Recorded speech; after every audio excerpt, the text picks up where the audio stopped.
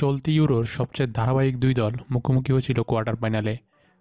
ফলে খেলা যে টানটান হবে তা আগে থেকে আশা করা হয়েছিল। সেটাই হলো। দুই দলে আক্রমণাত্মক ফুটবল খেলল।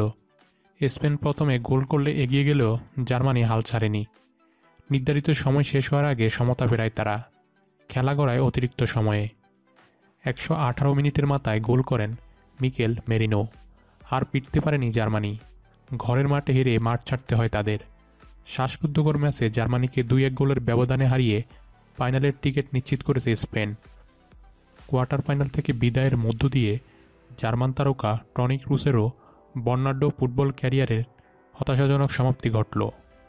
আগামী মঙ্গলবার রাতে মিউনিখের আলিয়ান্স অ্যারেনায় ফাইনালে ওঠার লড়াইয়ে কিলিয়ান এমবাপ্পের ফ্রান্সের দলের সাথে মুখোমুখি হবে 3বারের ইউরো চ্যাম্পিয়ন স্পেন। প্রতিদিন ফুটবলের আপডেট নিউজগুলো পেতে আমাদের চ্যানেলটি সাবস্ক্রাইব করুন। ধন্যবাদ।